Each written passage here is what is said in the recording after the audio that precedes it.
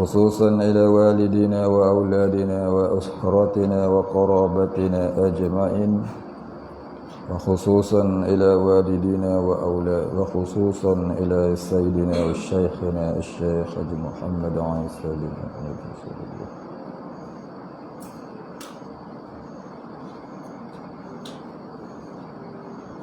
وأصولهم وفروعهم ومن ينتسب إليهم أجمعين. شيء لله الفاتحة. أعوذ بالله من الشيطان الرجيم. بسم الله الرحمن الرحيم. الحمد لله رب العالمين الرحمن الرحيم مالك يوم الدين إياك نعبد وإياك نستعين اهدنا الصراط المستقيم صراط الذين أنعمت عليهم غير المغضوب عليهم ولا الضالين. الحمد لله رب العالمين والصلاة والسلام على أشرف الأنبياء والمرسلين وعلى آله وصحبه أجمعين. رب اشرح لي صدري ويسر لي أمري واحلل عقدة من لساني يفقه قولي. ولا علم لنا إلا ما علمتنا إنك أنت العليم الحكيم. رضينا بالله ربا وبالإسلام دينا وبمحمد نبيا ورسولا. اللهم اجعلنا من التوابين واجعلنا من المستغفرين واجعلنا من المتطهرين واجعلنا من الموحدين واجعلنا من المهتدين واجعلنا من المخلصين له الدين واجعلنا من العارفين واجعلنا من عبادك الصالحين واجعلنا من المتقين. اللهم أحينا بحياة العلماء وأمتنا بموت الشهداء آمين يا رب العالمين.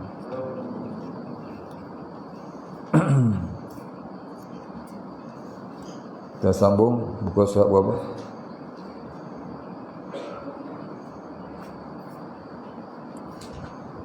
Tak ada tanda. Buku surat 3. Kat mana?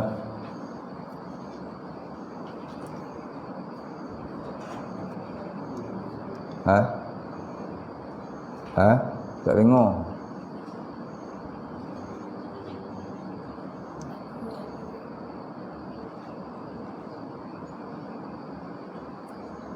Tak tanda.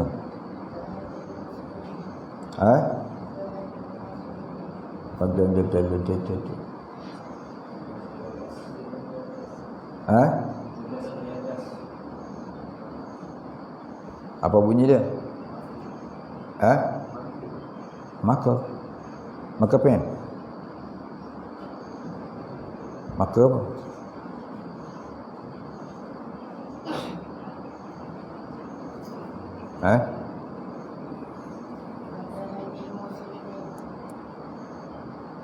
Maka had ilmu usuluddin itu letak susah nak baca. Aduh.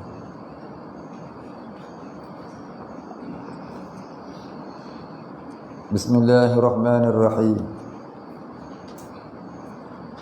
Qala musannif wal muallif rahimahullah ta'ala wa nafa'ana bihi wa bi'ulumihi wa barakatihi amin ya rabbal alamin. Qala musannif, maka had ilmu usuluddin ini yang maksud kita kepadanya yaitu al-ilmu bil aqaidid diniyatin nasiati anil adillatil yaqiniyati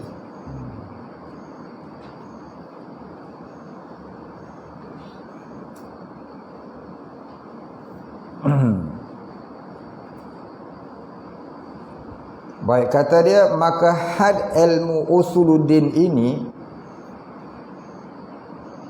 yang maksud kita kepadanya al-ilmu bil aqaidid diniyati an-nasyiati anil adillatil yaqiniyati, yaitu ilmu dengan beberapa aqaid yang bangsa agama yang terbit daripada beberapa dalil yang yakin. Baik, kata dia had ilmu usuluddin ni iaitu ilmu yang beberapa aqaid. Apa dia aqaid? Iaitu kesimpulan. Beberapa kesimpulan yang bangsa agama, yakni nisbah kepada agama, yang terbit, yakni yang diambil, yang terbit yang diambil daripada beberapa dalil yang yakin.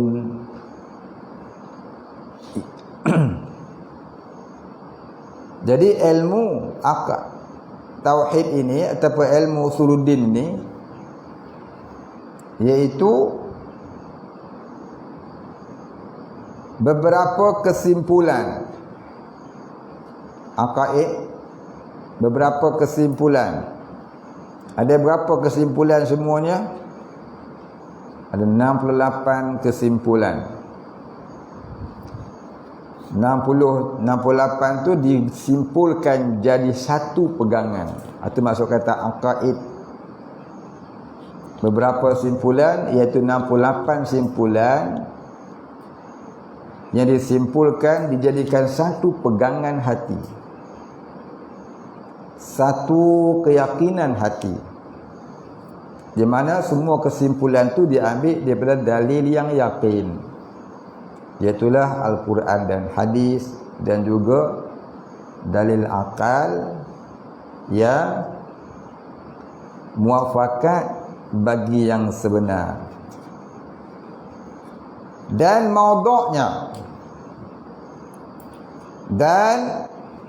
maudhu'nya yaitu zat Allah. Apa dia maudhu'? Maknanya tempat hantaran dia.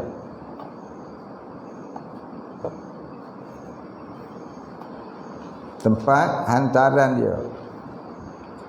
Ilmu tauhid ni nak hantar ke mana? Iaitu tempat hantaran dia. Kita nak kenal siapa ada ilmu ni? Nak kenal apa? Nak kenal apa? Ilmu ni bicara apa? Nak kenal apa? Tu kata maudhu' tu.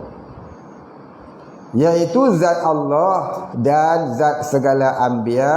Yang kita bicarakan zat Allah itu dan zat segala rasulnya daripada sekira-kira yang kita bicarakan dia, daripada barang yang wajib baginya dan yang mustahil dan yang harus.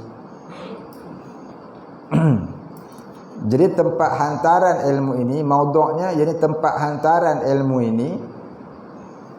Jadi kita belajar ilmu ni untuk kita reti apa?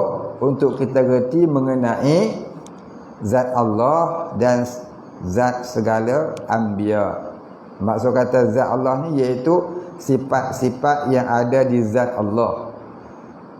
Bukan bicara zat Allah tu bagaimana, tidak. Ilmu tauhid, ilmu usuluddin bukanlah kita belajar zat Allah tu bagaimana, tapi kita belajar sifat-sifat yang ada di zat Allah.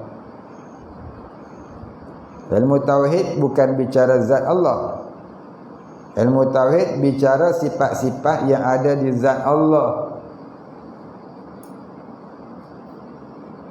Siapa pun tak tahu hakikat zat Allah, dan siapa pun tak tahu hakikat sifat Allah. Cuma kita belajar apakah sifat yang ada pada zat Allah. Maka nak kenal sesuatu itu, dikenal akan sifat dirinya. Barulah kita kenal sesuatu yang kita nak kenal. Contohnya, kita nak kenal barang.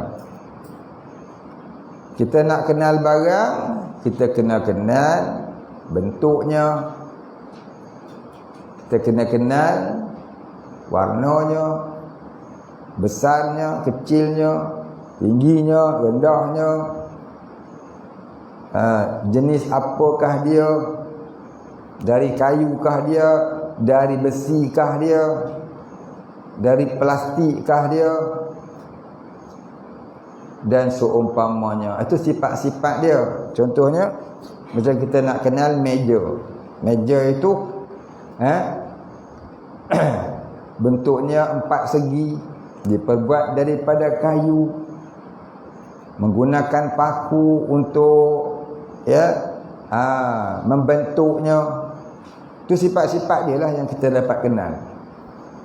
Maka jadilah campur semua sifat-sifat tu, kita kenal dia sebuah meja. Jadi diri meja itu dikenal dengan melihat pada sifat-sifatnya. Diri sesuatu itu dapat dikenal dengan dilihat kepada sifat-sifatnya. Macam kita nak kenal orang, sifat yang pertamanya wajahnya. Lubang hidung dia ke mana? Ke atas ke bawah? Telinganya, mukanya, bentuk badannya. Bila kita kenal, contohnya kita kenal 20 sifat dia. Muka dia sekian-sekian, telinga dia sekian-sekian, badan dia, bentuk badan dia dan sebagainya, kita katalah 20. Maka kita retilah orang tu namanya gangster. Oh, namanya gangster. Nama dia Zubair, namanya Osman, namanya Karim, namanya apa lagi? Zainal Abidin. Contoh dia. Boleh faham? Jadi sifat-sifat yang kita bicara tadi untuk kenal diri orangnya. Begitulah kita belajar sifat-sifat yang ada pada zat Allah untuk mengenal Allah. Jadi kita bukan belajar zatnya, tapi kita belajar sifat-sifat yang ada pada zatnya. Maka bila kita kenal sifat, maka kenallah itu Tuhan. Maka nak kenal Tuhan, kena kenal sifat-sifatnya. Maka kalau orang mendakwa dapat kenal Tuhan tanpa belajar sifat-sifatnya, sedangkan dia orang awam, maka itu batil, tidak masuk akal. Macam orang Mu'tazilah, dia kata Tuhan itu ialah zat yang tidak bersifat. Maka mustahil kita dapat kenal sesuatu tanpa mengenal sifat-sifatnya. Macam kita nak beli kereta. Kita nak beli kereta apa? Beli kereta Nissan.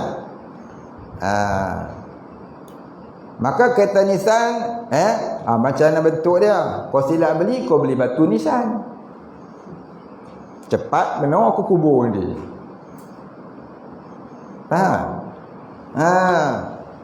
Nama dekat-dekat tu. Jadi begitulah kita nak kenal Allah, kena kenal sifat-sifatnya. Lampu dia bagaimana, depan dia bagaimana, belakangnya bagaimana. Macam custom, dia tahan kereta. Polis dia tahan kereta. Ni kereta curi ke kereta orang dia punya ni. Ini kereta pelari cukai duty excise. Dia tengok bentuk dia tahu dah. Dia dah belajar bab tu. Tiba-tiba dia tahan. Dia pun rapat. Sangkut dekat JPJ, dekat Kastam. Pasal apa? Dia pakar, dia kenal tu kereta. Kita tak pakar bab tu, kita tak kenal. Dia tengok Mercedes, Mercedes. Ya, orang tak kenal dia beli, tertipu dia, kena rampas dengan JPJ, dengan Kastam. Pasal apa? Pasal kereta tu masuk dalam negara kita tidak melalui cara yang sah. Kita tak kenal beli. Tu macam tu juga orang tak kenal Allah. Tak belajar tu sifat-sifat Allah, macam mana dia nak kenal Allah? Maka batil puak Mu'tazilah ni kerana dia kata Allah itu zat yang tidak bersifat. Bagaimana dia nak kenal Allah kalau benda tu tak ada sifat? Setiap diri benda dia akan ada identiti dia, biodata dia, iaitulah sifat-sifatnya. Kalau Allah zatnya dikenal dengan sifat-sifatnya. Kalau makhluk a'yannya dikenal dengan aratnya. Ya. Diri makhluk namanya a'yan. Diri Allah namanya zat. Perkara yang ada pada makhluk namanya arad. Perkara yang ada pada zat Allah namanya sifat. Ingat tu. Itu bezanya antara Allah dengan makhluk. Allah tak serupa dengan makhluk. Diri Allah namanya zat. Diri Allah disebut zat. Diri makhluk disebut a'yan. Alif ain ya alif nun. A'yanun. Perkara yang ada pada zat Allah disebut sifat. Perkara yang ada pada diri makhluk, pada diri a'yan itu namanya aram. Baik, itu dalam istilah usuluddin. Baik, habis. Jadi yang nak dikenal pada diri Allah dan diri Rasul itu apa dia? 3 perkara.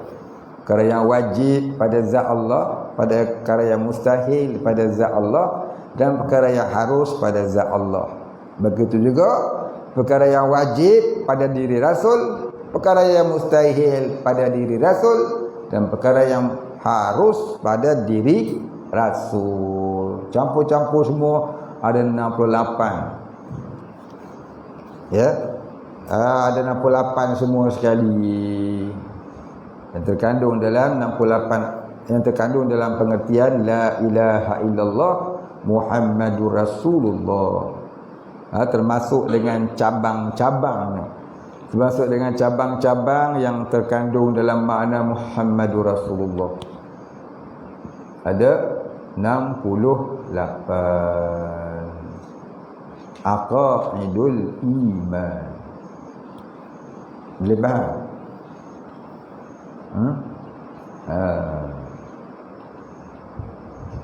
Baik. Buka.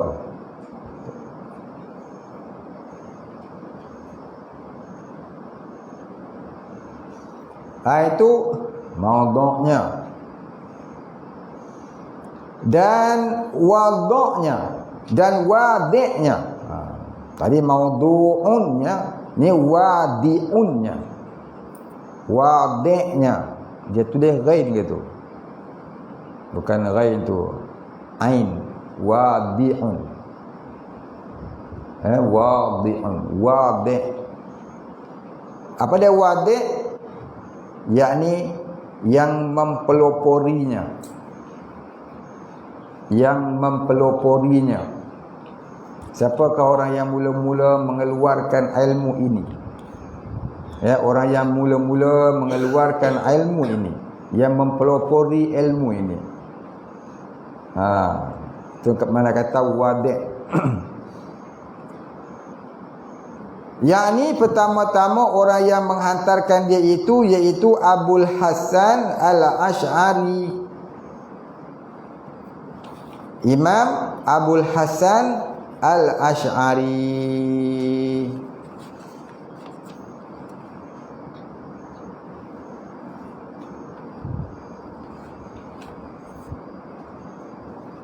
Siapa dia Abu Hasan Asy'ari ni?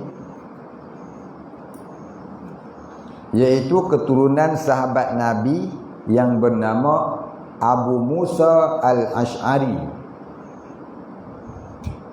Keturunan sahabat Nabi yang bernama Abu Musa Al-Asy'ari.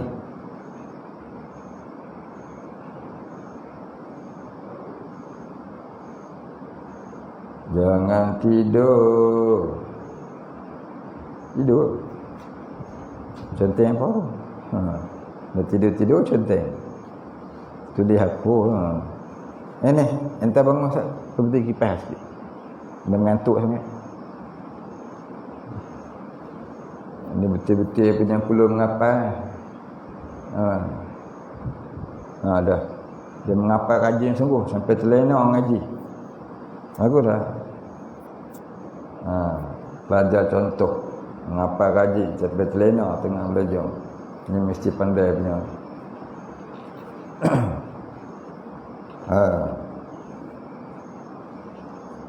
Baik, siapa dia tadi? Abul Hasan Al-Asy'ari. Nama dia Ali bin Ishaq bin Ismail. Nama dia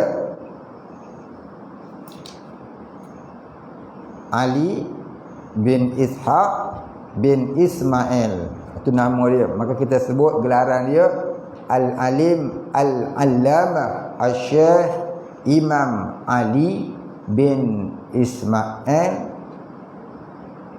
Ali bin Ishaq bin Ismail Abul Hasan Al-Asy'ari radhiyallahu anhu. Dia adalah keturunan yang ke-9 dari Abu Musa Al-Asy'ari.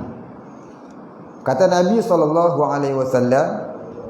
kepada para sahabat, kepada beberapa orang sahabat, dia kata satu zaman nanti umatku akan diselamatkan akidahnya oleh keturunan sahabatku ini. Maka ditunjuknya kepada Abu Musa Al-Asy'ari. Maka Imam Ali bin Ishaq bin Ismail ini adalah keturunan yang ke-9 dari Sayyidina Abu Musa Al-Asy'ari. Lahir tahun berapa dia lahir? 260 Hijrah. Dia lahir tahun 260 Hijrah. Wafat tahun 324 Hijrah. Jadi umurnya berapa? Berapa tahun dia hidup? Berapa tahun? Lemah ni matematik. Kira kaki-kaki tangan rambut-rambut kira-kira. Berapa? Berapa tahun? Allah Rabbi. Tak pernah solat rendah tu. Tu yang masuk pondok solat rendah tak pernah. Tak pernah solat rendah tak pernah. Pernah. Habis tu berapa? Lahir tahun 260 Hijrah, wafat tahun 324 Hijrah. Berapa tahun dia hidup?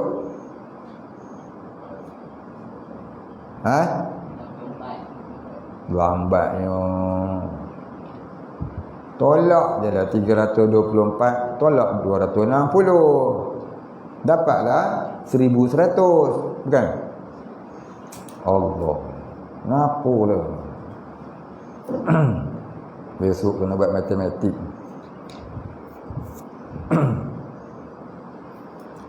Baik. Itulah dia Imam Abul Hasan Al-Asy'ari. Orang yang mula mempelopori ilmu akidah ahli sunnah wal jamaah.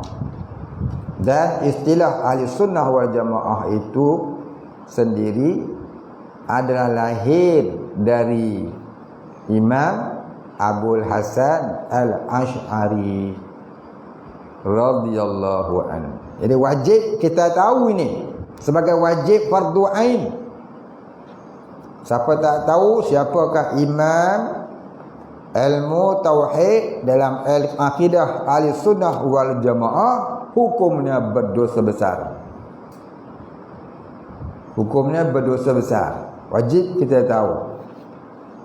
Ya, kalau orang tanya siapakah imam ilmu tauhid ahli sunnah wal jamaah, wajib kita tahu Imam Abul Hasan Al-Asy'ari. Itu pelopornya. Siapakah pula imam mazhab fiqh kita? Imam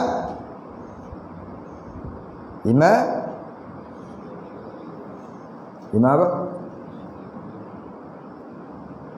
Imam Syafi'i. Apa nama dia?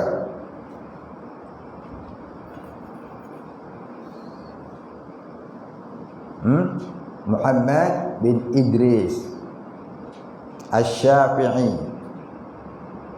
Imam Muhammad Idris Asy-Syafi'i.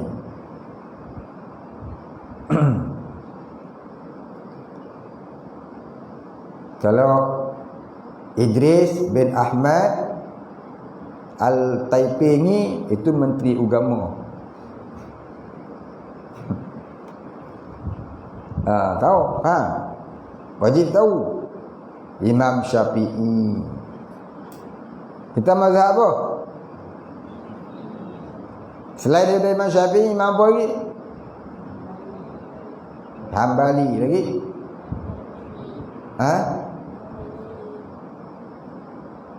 Apa dah?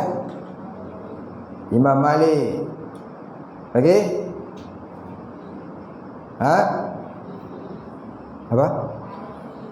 Hanafi, Imam Hanafi, Imam Malik, Imam Syafi'i, Imam Hambali. Itu 4 orang. Bukanlah 4 orang tu saja, ramai, mungkin berpuluh-puluh orang. Tapi yang boleh diikuti sampai ke hari ini hanyalah 4 orang. Yang lain tu kenapa?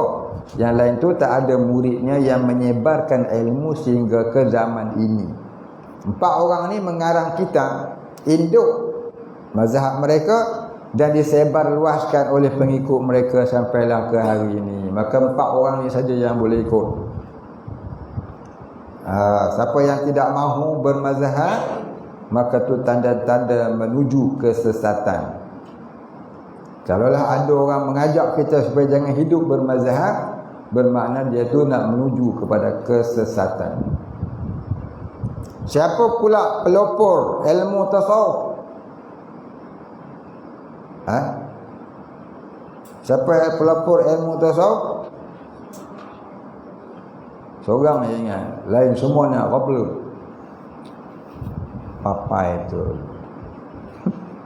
Papai dia Salman. Dia makan spinach boleh ingat. Dia tak makan tak ingat. Tak tahulah saya. Hari-hari menghafal pun tak ingat dulu. Ni wajib ingat ni. Imam Mahyuddin Syekh Junaid Al-Baghdadi. Imam Mahyuddin Syekh Junaid Al-Baghdadi. Itu pelopor mazhab ilmu tasawuf dalam ahli sunnah wal jamaah. Baik. Kalau ilmu tajwid, siapa imam kita? Dah. Siapa imam kita? Ilmu tajwid. Kalau pening kepala tak nak tengok. Itu pun kena tahu juga. Cuba tanya ustaz tajwid. Tanya ustaz tajwid, siapa imam kita ustaz? Imam ilmu tajwid ni siapa? cuba cari tengok siapa dia nama dia. Besok saya nak tanya. Baik, habis. Jadi kita wajib kenal imam-imam kita. Mula-mula wajib kita kenal Allah. Kita wajib kenal Rasulullah. Kita wajib kenal imam-imam kita. Kita wajib kenal Allah, kita wajib kenal Rasulullah, kita wajib kenal imam mazhab kita. Imam mazhab tauhid, imam mazhab fiqh, imam mazhab tasawuf. Ni 5 ni paling kurang yang wajib kita tahu. Baik, habis. Kena kenal lah ni ahli sunnah wal jamaah. Inilah ahli sunnah wal jamaah. Ini sebut imam, ini sebut ahli sunnah wal jamaah. Sebab 20 pun tak hafal. Baik, habis. Dan adalah ceritanya, ini adalah kisahnya, adalah Abu Hashim Al-Jubba'i. Adalah Abu Hashim Al-Jubba'i.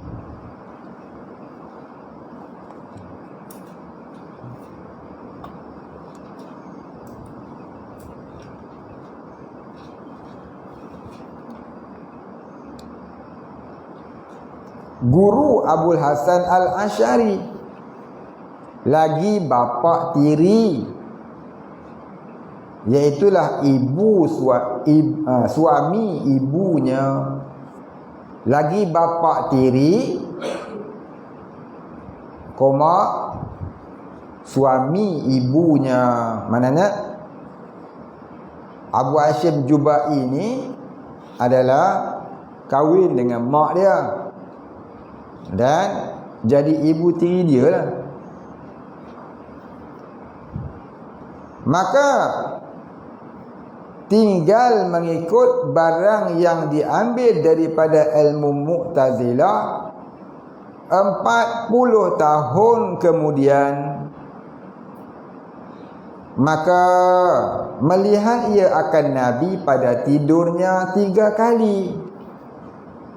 Berkata ia baginya pada tiap-tiap kalinya, hai Abul Hasan, tolong olehmu akan aid yang diriwayatkan daripada aku.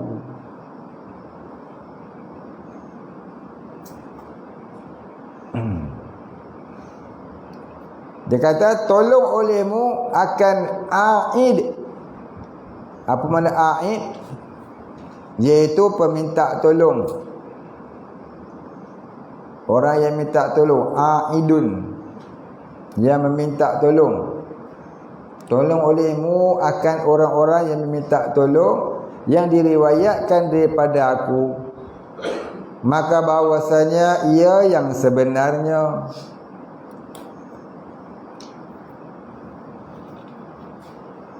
Baik, koma di situ ataupun titik. Maka sembah Abul Hasan pada yang ketiga kalinya.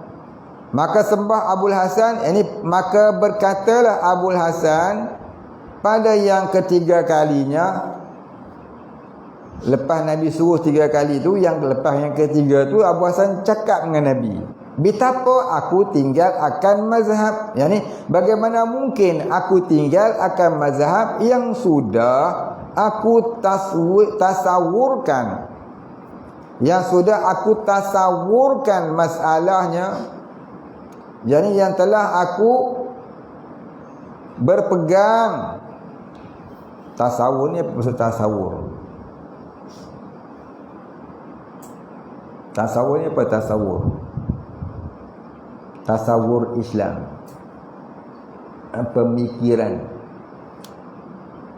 pemikiran ataupun ideologi ataupun fahaman, ataupun falsafah. Itu mana tasawur. Dia kata bagaimana mungkin aku tinggalkan tasawur masalahnya Dan aku telah ketahui akan dalilnya 30 tahun daripada bicara aku dengan ilmunya. Macam mana aku nak tinggal?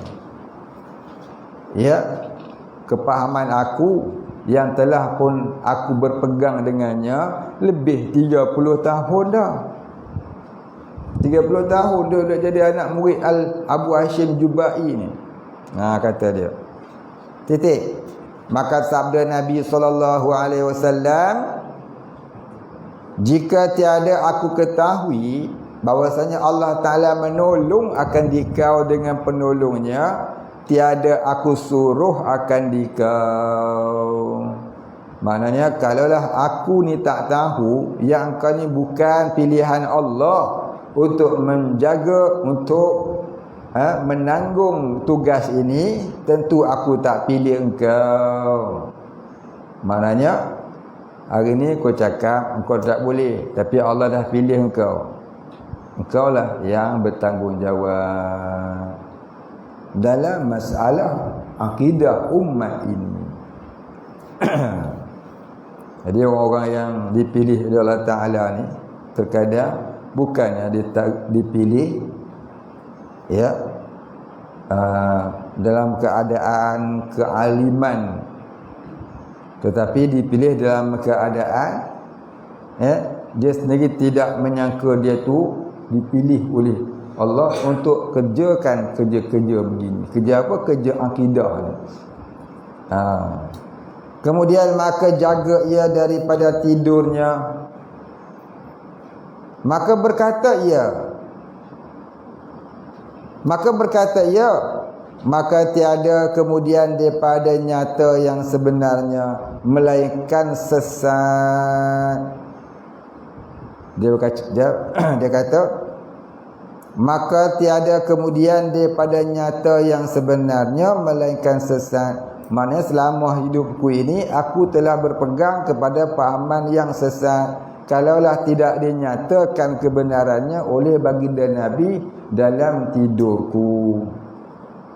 Kemudian maka mengambil akan beberapa hadis yang menolongkan akan i'tiqad ahli sunnah wal jamaah yang datang pada melihat akan Allah pada hari kiamat, dan hadis ini, dan juga dia melihat kepada hadis yang memberi syafaat Nabi SAW dan lainnya. Ini yang dan lain daripada Quran dan hadis.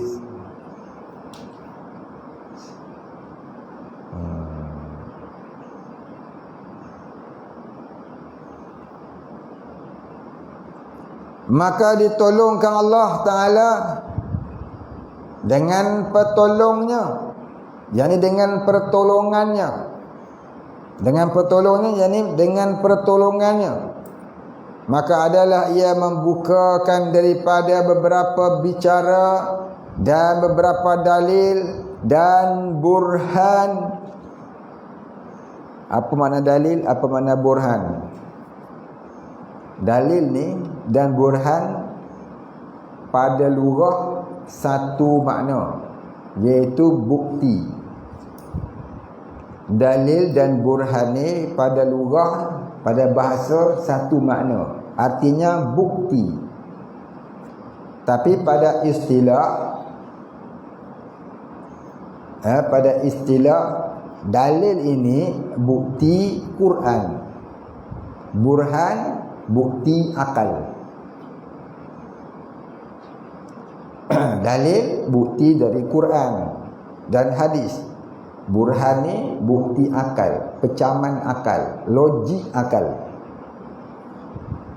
Yang tiada pernah mendengar daripada syekhnya, yakni dia ambil dalil-dalil ini yang tak pernah pun dia dengar daripada gurunya, iaitu Abu Hashim Al-Jubai sekali-kali, dan tiada pernah dilihatnya di dalam kitab karangan Mu'tazilah, kitab karangan Abu Hashim Al-Jubai tadi. Kemudian lenyap ia daripada mata manusia pada rumahnya 15 hari. Maknanya Maksud kata lenyap tadi ni, dia beruzlah selama 15 hari untuk mendalami masalah ini, untuk menghalus-halusi masalah ini. 15 hari dia beruzlah. Kemudian keluar ia ke Masjid Jami'. Yang ni setelah 15 hari dia keluar mana dia pergi ke Masjid Jami'. Dan naik ia ke atas mimbar dan berkata ia, hai segala manusia, sungguhnya adalah ghaibku, yakni hilang aku daripada kamu masa ini selama 15 hari ini, kerana bahwasanya aku tilik akan beberapa dalil, yakni aku pergi kaji beberapa bukti, maka aku dapat bersama-sama pada aku ini beberapa dalil.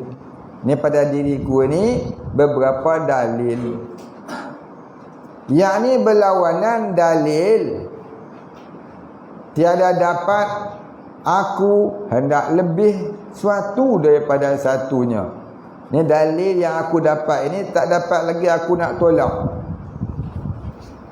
Aku minta petunjuk daripada Allah Subhanahu wa taala, maka menunjukkan daku kepada i'tiqad yang sebenar. Maka aku taruhkan di dalam kitabku ini aku tuliskan di dalam kitabku ini. Aku taruhkan, yakni aku tuliskan di dalam kitabku ini. Dan sesungguhnya telah aku tinggalkan daripada segala ilmu yang ada, aku i'tiqadkan dia seperti aku tinggalkan. Aku tanggalkan tu.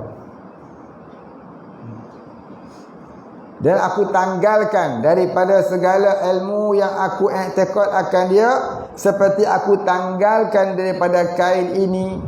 Maka ditanggalkan kain yang ia pakai, yakni kain yang di luar, bukan semua kain. Semua kain dia tanggal telanjang dia. Dia pakai jubah 2 lapis, yang luar tu dia buang.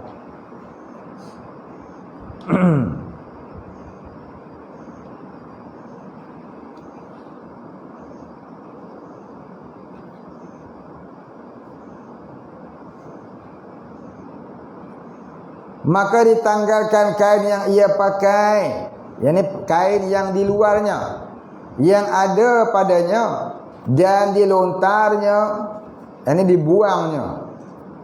Kemudian maka diangkatkan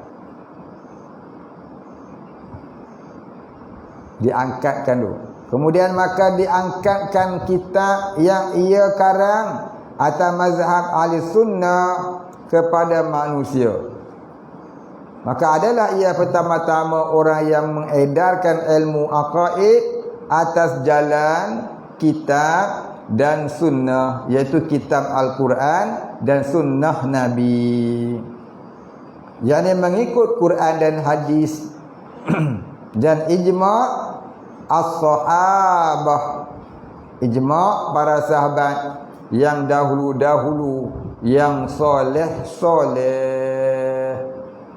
Maka jadi hinalah segala ahlul i'tizal, yakni jadi hina segala orang-orang yang tergelincir. Siapa orang tergelincir?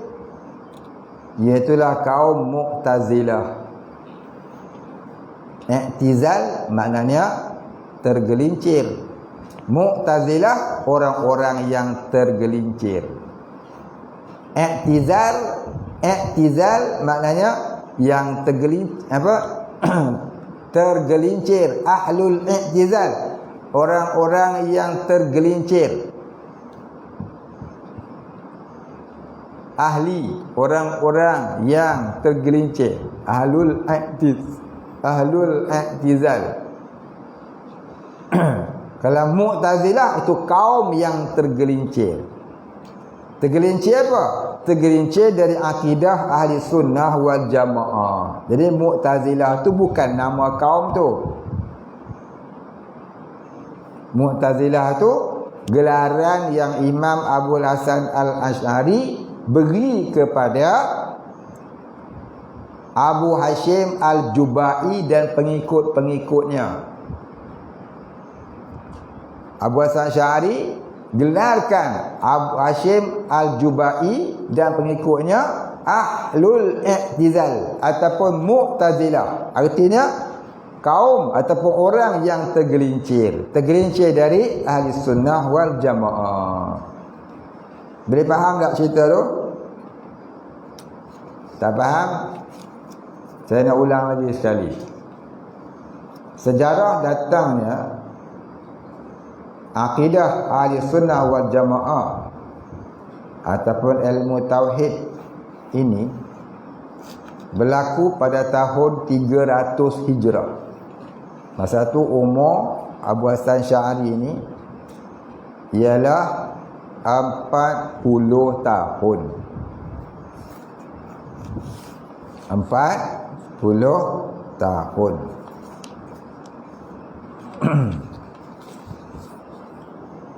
Jadi kisahnya masa masih kecil Abu Hasan Asy'ari ini belajar dengan bapa tirinya namanya siapa tadi? Hashim Al-Jubai. Hashim Al-Jubai ini adalah pengikut kaum yang asalnya dibawa oleh Wasil bin Atta.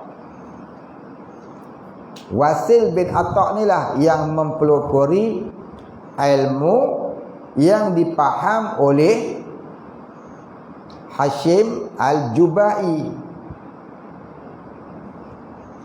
Ada juga setengah pendapat mengatakan pahaman ini sudah ada sejak tahun 40 Hijrah. Antara pahaman mereka ialah Allah itu ialah zat yang tidak bersifat. Maka Allah berkuasa dengan zatnya. Allah melihat dengan zatnya. Allah mendengar dengan zatnya.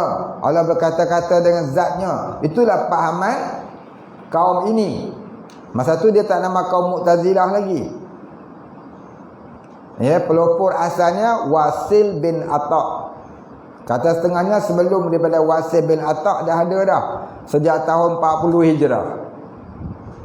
Saya dah tulis dalam buku kitab saya tu Aqidatul Mu'minin. Cuba tengok. Jadi apabila umur Abu Hasan Asy'ari ni 40 tahun, di mana dia telah pun menganut fahaman yang diajar oleh bapa tirinya selama lebih 30 tahun, dia didatangi dalam mimpi bertemu dengan Rasulullah. Dia didatangi oleh Rasulullah ke dalam mimpinya.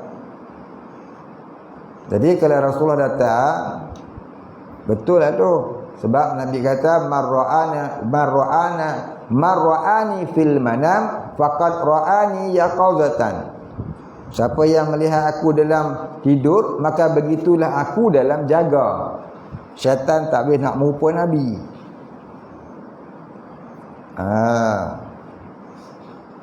Tiga kali Nabi datang dalam tidurnya. Bila Nabi datang dalam tidurnya bagi kali yang ketiga, dia bertanya pada Nabi. Sebab apa? Kali pertama Nabi datang, Nabi suruh dia ni memperbetulkan akidah orang-orang yang sudah tergelincir jauh dari jalan yang sebenar yang dibawa oleh Hashim Al-Jubai. Kali ketiga dia tanya Nabi. 3 kali dia mimpi. Kali pertama dia tak tanya, kali kedua dia tak tanya, kali ketiga dia tanya. Dia tanya, macam mana aku nak ubah ya Rasulullah? Sedangkan pahaman ini aku telah anut selama lebih 30 tahun. Aku nak ubah lagu mana? Pasal aku pun belajar tak pernah belajar yang lain, melainkan belajar yang ini saja. Bagaimana mungkin aku nak ubah? Maka Nabi kata, tak apa. Nanti Allah akan tunjukkan kepadamu kaedah-kaedahnya.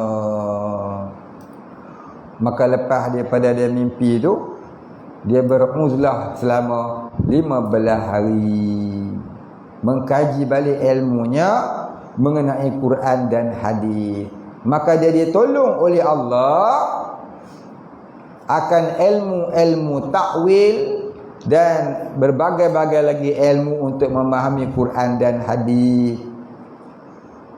sehingga dapat mengalahkan hujah-hujah kaum yang sesat.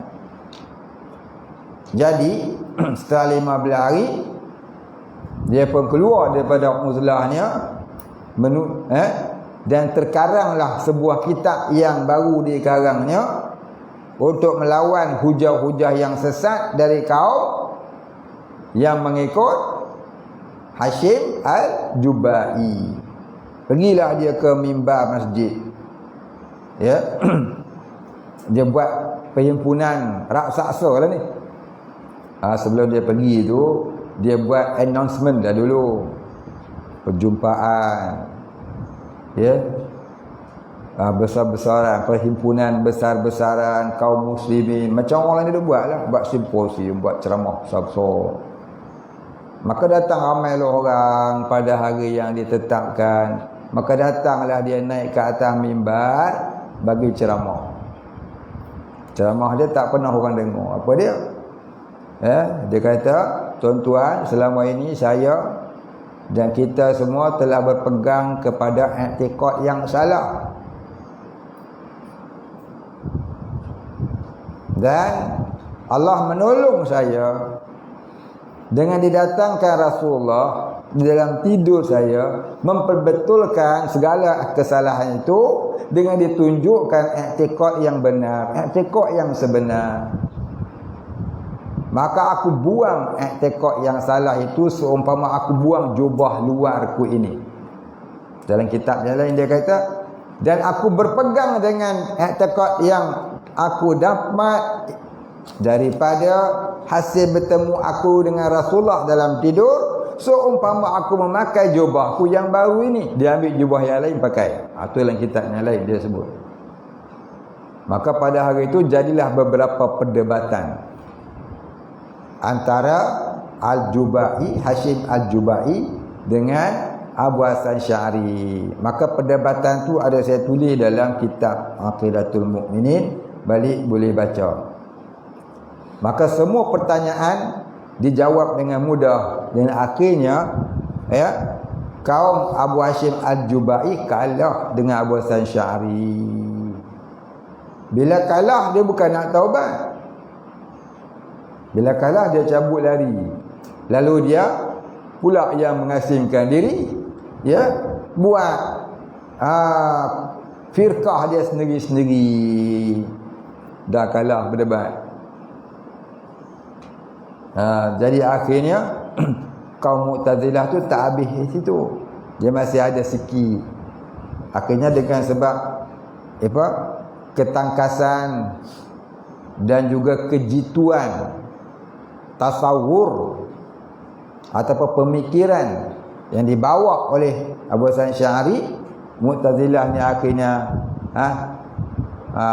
pupus sampai hari ni. Barangkali dia tak ada lah. Kalau ada pun sikit sangat lah kot. Dulu ni ada satu orang yang masih lagi terikut-ikut dengan kaum Mu'tazilah. Dia kata apa? Dia kata di akhirat kelak tak ada jambatan titian sirat ni, tak ada katanya. Jadi orang yang mula-mula berkata tidak ada titian sirat yang menghubungkan pada mahsyar dan syurga, itu adalah faham kaum Mu'tazilah.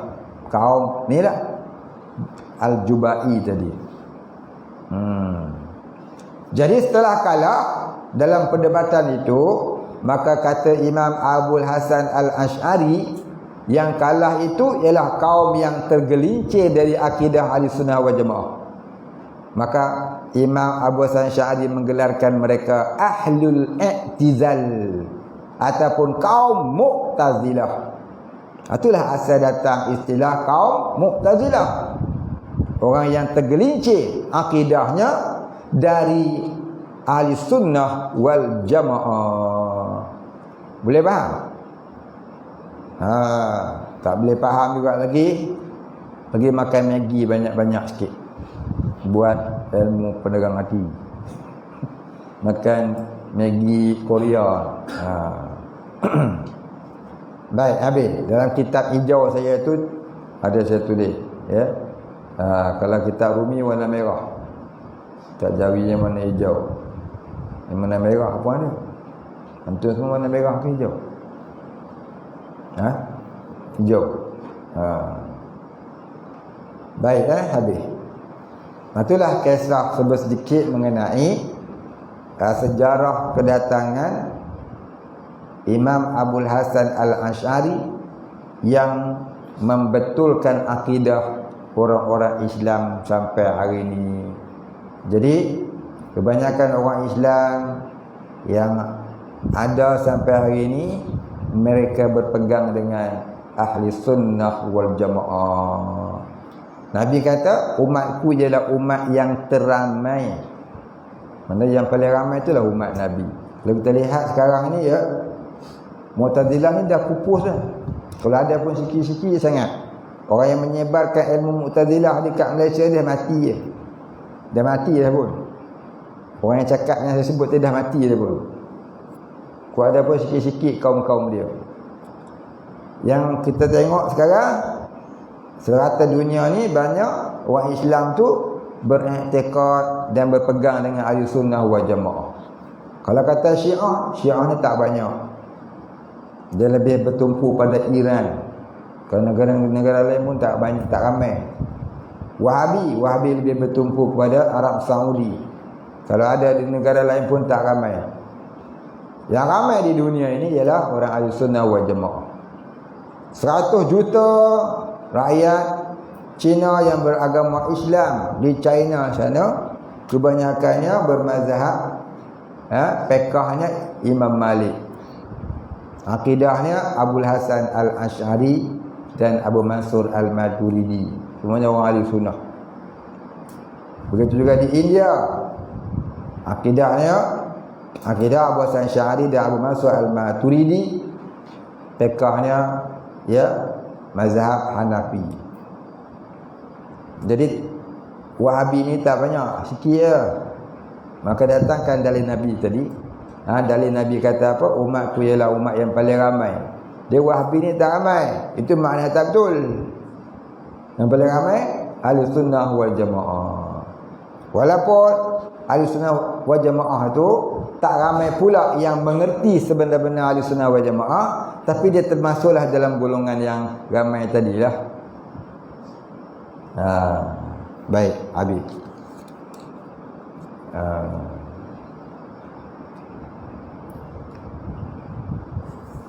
Itulah kisah datangnya istilah ahli sunnah wal jamaah. Bila datang istilah itu pada tahun 300 Hijrah, ya, Imam Abu Hasan Asy'ari menamakan jamaahnya sebagai jamaah ahli sunnah wal jamaah. Ahli maknanya orang yang mengikut. Ahli maknanya orang yang mengikut. Sunnah maknanya Nabi. Wal jamaah dan sahabat Nabi.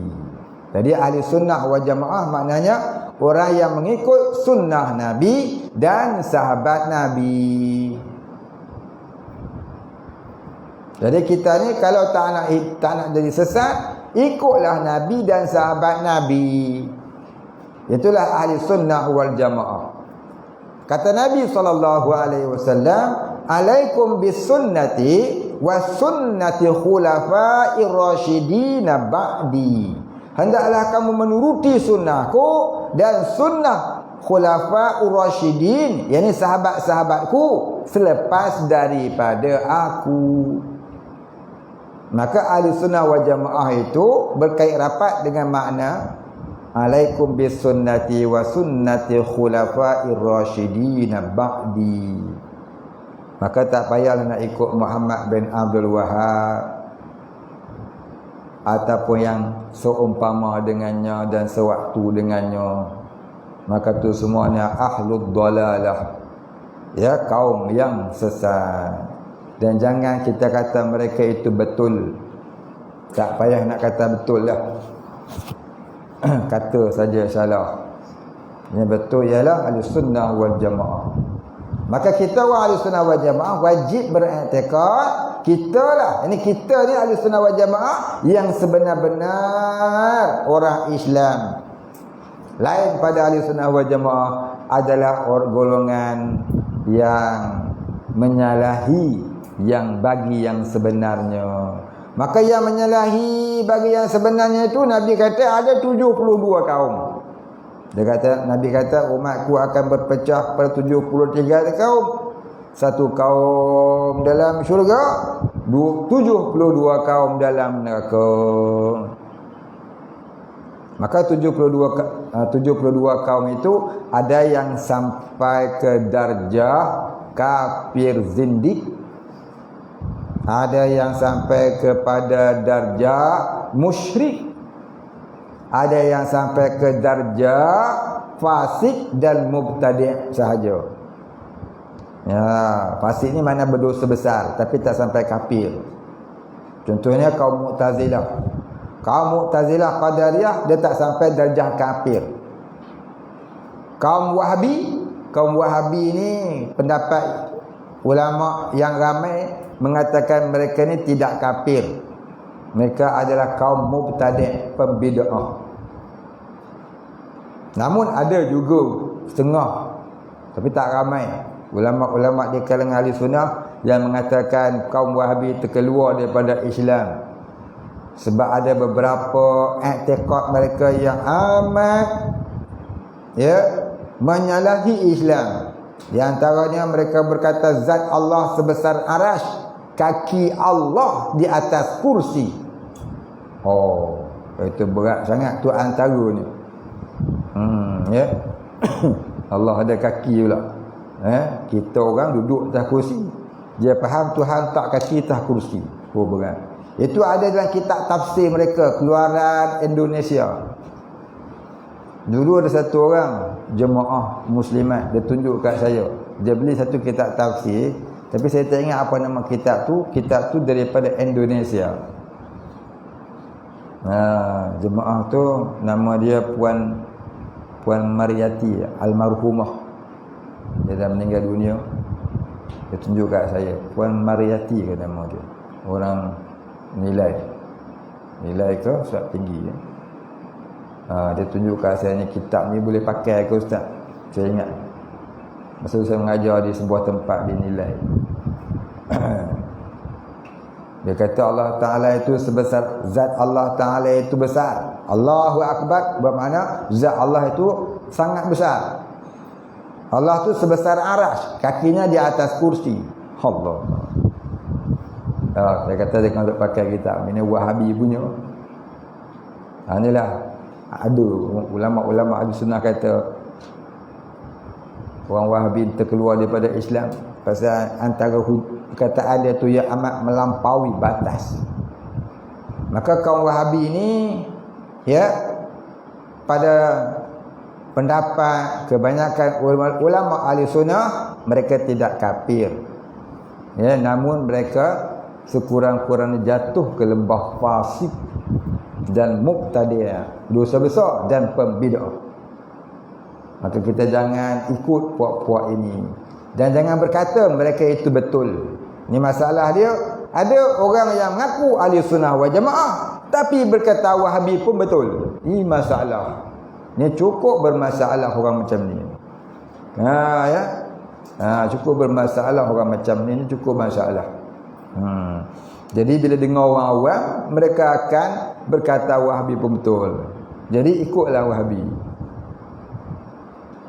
Kalau 4 mazhab fiqh dalam ahli sunnah, iaitu Imam Hanafi, Imam Maliki, Imam Malik, Imam Syafi'i, Imam Hanbali, mereka hanya bersalahan pada bahagian ibadah, tapi tidak bersalahan pada bahagian akidah. Wahabi ni bukan hanya bersalahan pada bahagian ibadah, tapi juga bersalahan dalam bab akidah. Inilah masalahnya.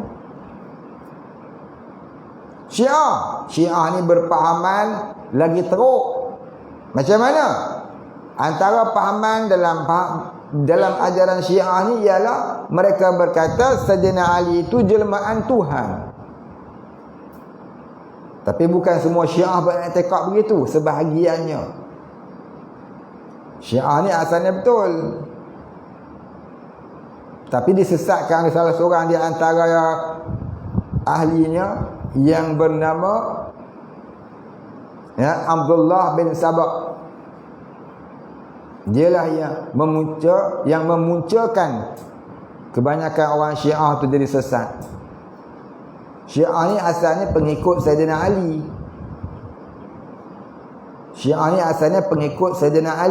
Masa Sayyidina Ali berperang dengan Sayyidatina Aisyah radhiyallahu anha, Sayyidina Ali ni kumpulan dia menang sebanyak 3 kali. 2 kali menang besar, kali ketiga hampir menang. Maka salah seorang pengikut Sayyidatina Aisyah radhiyallahu anha minta supaya berdamai, supaya tidak lebih ramai orang Islam mati syahid. Dua-duanya syahid. Pengikut Sayyidina Ali pun syahid, yang mana mati tu. Pengikut Sayyidatina Aisyah pun syahid juga, yang mana yang mati tu. Wajib kita beriktikad kedua-duanya syahid kalau mati. Cuma yang benar 2 pahala, yang salah 1 pahala. Sebab mereka bukan berperang kerana nafsu, mereka berperang kerana bersalah-salahan ijtihad. Maka haram kita berkata salah satunya salah, tak boleh. Kena kata dua-dua di pihak yang benar. Cuma yang lebih benar 2 pahala, yang kurang benarnya 1 pahala. Kerana mereka berijtihad. Maka kumpulan Sayyidina Ali itu masa itu digelarkan orang pada zaman itu kaum Syiah. Maka asalnya Syiah ni benar, betul. Bila dah berkembangnya pengikut Sayyidina Ali ni, adalah satu orang tu namanya Abdullah bin Sabah. Dialah yang buat kerja buruk dalam kaum Syiah ni. Dia mengajar manusia yang ikut Syiah ni, dia kata apa? Sayyidina Ali tu jelmaan Tuhan. Maka bila dapat tahu Sayyidina Ali, dia buangnya Abdullah bin Sabah ni ke negara asalnya, iaitu di Yaman. Sampai di Yaman lah dia mula menyebarkan pahaman yang sesat di kalangan pengikut-pengikutnya, sampailah ke Khurasan, iaitu di Iran. Maka jadilah puak Syiah ni saja mereka berpecah kepada 24 golongan, 24 firqah. 21 di antaranya sesat lagi menyesatkan. Ada 3 sahaja dalam Syiah ini yang diiktiraf oleh Ahli Sunnah wal Jamaah. Yang pertama Syiah Imamiyah, yang kedua Syiah Zaidiyah, yang ketiga Syiah Ja'fariyah. Begitu yang disebutkan oleh ulama Al-Azhar Mesir. Yang lain tu amat jauh daripada Islam. Namun 3 golongan ini pun dah hampir pupus di atas muka bumi. Maka kalau ada lagi sesat belaka lah. Maka Syiah pun sesat, Wahabi pun sesat. Jangan pula kita kata mereka pun Islam juga, benar juga, betul juga. Tak betul faham yang macam tu.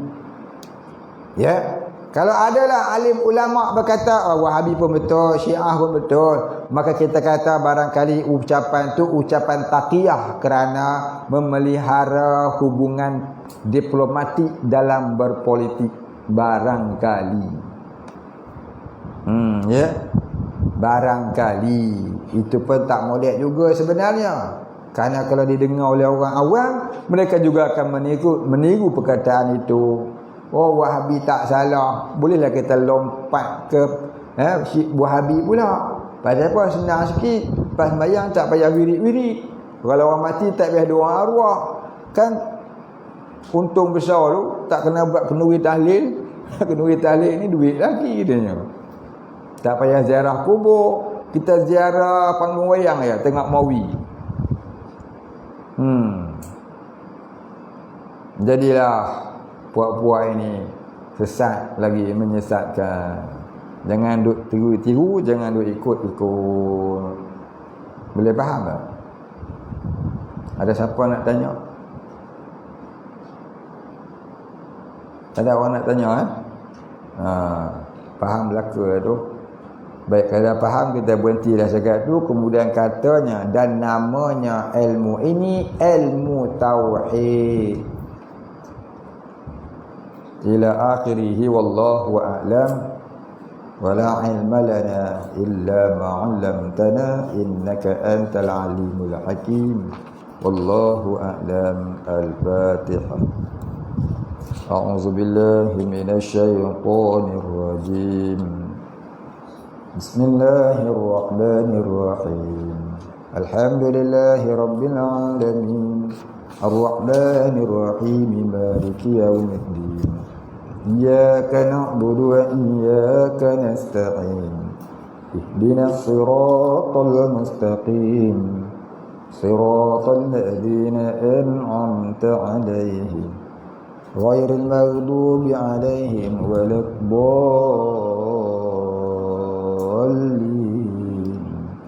Bismillahirrahmanirrahim. Alhamdulillahi rabbil alamin. Wassalatu wassalamu ala asyrafil anbiya'i wal mursalin wa ala alihi wa sahbihi ajma'in. Allahumma ighfir lana dhunubana warhamna wa antal ghafurur rahim. Allahumma ighfir lana dhunubana wa liwalidina warhamhum kama rabbayana shighara wa limashayikhina wa lilmuslimina ajma'in birahmatika ya arhamar rahimin. Allahumma nawwir qulubana binuri ma'rifatik ya fattahu ya razaqu iftah lana fathan qariba kama fatantahu ala anbiya'ika wa awliya'ika wa ibadika as-salihin. Sallallahu ala sayyidina Muhammadin wa ala alihi wa sahbihi ajma'in. Subhana rabbika rabbil izzati amma yasifun wa salamun alal mursalin walhamdulillahi rabbil alamin. Taqabbalallahu minna wa minkum.